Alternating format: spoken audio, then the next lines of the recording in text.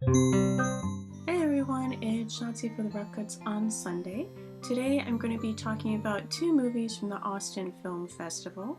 One is a documentary called Vampira and Me, and the other one is Not Fade Away, which is a narrative feature. The first film, Vampira and Me, this was directed by R.H. Green, who in the late 90s did a film called Schlock. During his research for that and also interviews, he interviewed Mila Nierme, who was Vampira in the 1950s. And from that, he ended up becoming pretty close friends with her over her sort of twilight years. He did several interviews with Mila Nierme, and one of them was a rather extensive interview. And from that, he took it upon himself to develop this documentary. He had wanted sort of to record her memoirs before then, but he didn't want to jeopardize the friendship that they had, even though he felt as though she really wanted to tell her story. But because of things that had happened in her past, she was very, very leery when it came to trusting people.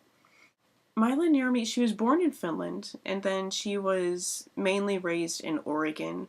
Her mother wasn't very supportive with things that she did, and so she developed a strong sense of independence from early on. She was discovered by Howard Hawks along with Lauren Bacall. When she was younger, she bore a very striking resemblance to Lauren Bacall, and Howard Hawks put her under a personal contract as to sort of be another Lauren Bacall, but not quite there, which was pretty common in Hollywood back then. And she just thought that Howard Hawks was stupid. She tore up her contract and she left. She then became a cheesecake model, and she did that for a while to pay the bills. And she was a big fan of the Charles Addams family comics that were in The New Yorker. And she was invited to a gala. She dressed up as her version of Morticia Addams in hopes of being discovered, and she was. From there, Vampira was born in her creation of Morticia Addams. However, for her local television station, KABC, they didn't want the whole Addams family, they wanted just her. So they developed the name of Vampira and had her introducing movies at night in the very, very late night slot that they thought no one would be watching, but eventually she became the top rated show that was on that station. And even though it was a local show, people from all around the world started to know who she was. They wanted to know more about her, how to get the silhouette that she achieved. And it just kind of took off from there for a year. And then after that, everything just kind of went to pot. And she became destitute and, I mean, just borderline homeless. I mean, like cardboard walls, people bringing her food because she had nothing except for being her own person and not wanting to take charity from other people. But I mean, it was just an incredibly tragic life that she had. But in a way, it was kind of the life that she wanted to live to some point in time. But it was still really sad. She said that, like, the pros and cons of being Vampira and having her as part of her life, and not being Vampira, just having like a regular life, she said that the pros outweighed the cons for her. So she wasn't too upset with how things had turned out. She wished it could have been different, but overall, she was happy with things. And it was just really, really sad. I mean, just the things that she went through in order to achieve Vampira were amazing. Like her measurements, her measured measurements were 38, 17, 36. And she said her waist was only 17 inches on Saturday night. To get that way, she fasted for 2 days before broadcast. The Friday night before she would go into the steam room to sweat everything out. She would put papaya powder around her waist and then wrap that up, because so papaya powder was used as a meat tenderizer back then. So she would just like sweat it out, break down everything, and she did that every single week for her show. And it's just so crazy. And the really sad thing is, her show only lasted a year, and that in itself is a tragedy because the television station, they wanted to own that character. So even though she was available to do things, they didn't ask her anymore. They would get other completely unknown actresses to play Vampira or to parody Vampira, even though she was available. And they paid her nothing. I mean, it was something like $59 a month they paid her. I mean, it was nothing. She was living off of like $13 a week at one point in time. And that went to the cosmetics that she had to buy in order to, keep up the whole facade of Vampira.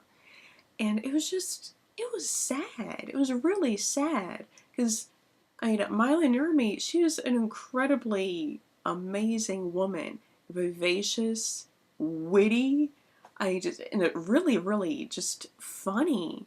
And she seemed like a really cool person, and she inspired so much. Because this was like when there's a lot of teenage rebellion that was beginning. She was, pivotal in the Beat Generation. She was in the film The Beat Generation. And that's what a lot of her fans recognize her for. Her contributions to beat poetry, that whole movement, goth, punk, so much came from what she created. She was the first one. And it goes over a lot of her relationships with people, namely James Dean, who was one of her best friends in her life, and the tragedy that came from that. And it's a really touching, really well done documentary. And how it was just kind of sad that people, like as a celebrity, they didn't recognize Mila Nurmi as Vampira. They just saw Vampira and not a person underneath that. And because of that, that brought along a lot of heartbreak, because she was assaulted, like, and abused by people on, multiple occasions. And the media poked fun of it because it was Vampira and not an actress who played Vampira. It was Vampira who was attacked. And they just didn't take it seriously, even though it was a vicious attack on a woman. And it's a really tragic story. But she's such a cool person, such an inspirational person. Definitely go check this one out. Vampira and Me, story of Mila Nurmi. Really well done. R.H. Green, he did an amazing job of this. Definitely worth watching. And now into the next movie, Not Fade Away. I'm not going to talk about this one that much. Wasn't that crazy about it? This was David Cross's first feature film. He wrote and directed it. He is the creator of The Sopranos, for those of you who are familiar with the name, of course. James Gandolfini was in this. He played a supporting role as the father. John Magaro, not quite sure how to pronounce his last name. He played the main character of Douglas. And it's basically a coming-of-age film during the 1960s, when, once again, a lot of rebellion, a lot of teenagers really discovering themselves, breaking out, and how music influenced that. David Cross said that this is a fictional story, even though there are a whole lot of parallels between his actual life and the character of Douglas. He said it's fictional. But it's nice. It's well done. It's just basically a teenager in the 60s. He and his friends have a band, and they grow up. And some of them don't grow up that well. They're pretentious. They go through all of the phases that teens go through. And that's basically the story. There are a lot of characters that were in here that really didn't need to be. And I think that might be because David Cross was used to writing for a television series. And so in a series, you have time to develop these characters, but in a feature film, you don't. Like there was a lot that could have been cut out. This movie is almost 2 hours long. It felt longer. The music is great. There's like the music was the most expensive part of this film because you have like the Rolling Stones, you have the Beatles, so much in here, and so that costs a whole lot of money. So it had a big budget that went mainly to the music. They said they didn't have any money in the budget to build sets or anything, so they had to find places that looked like 1960s America. And they did a really great job of that. Like deco pieces, cars, the clothing, they did a great job with that. The story itself, some of the characters weren't that well developed.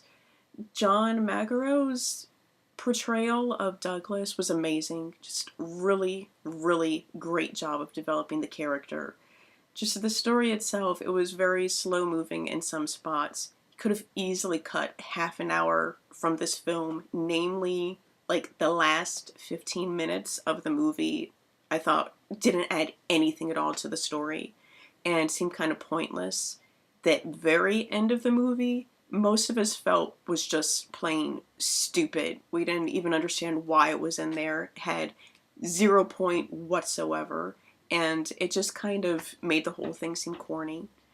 So, not Fade Away, it's okay. It's okay. The original song by Steve Van Zandt in this, who was an executive producer, yeah, that it was a good song. Soundtrack of this is amazing. And that's the only part of this that's really amazing is the soundtrack and the set design. The set design is good, but other than that, I don't think you need to see this in a theater. You can wait until it's on cable or something. It's not that spectacular. Falls kind of flat in a lot of places, but you know it's a good endeavor for a first feature film after coming off of something from Sopranos, something that's so personal to David Cross as a writer and director, and the fact that he didn't go the gangster way. He went a completely different direction, and that's pretty courageous because I think everyone was expecting him to do something like The Sopranos. So completely different direction from that. And so for that, kudos to him for doing it. But yeah, you can wait until it's on cable or rented or something. Anyway, next time I will talk about some more festival films and some that weren't in the festival but I still saw recently, like The Thieves, a Korean film that is awesome. So I'll talk about that as well as some more things from Fantastic Fest and the Austin Film Festival. I will see you then. Goodbye.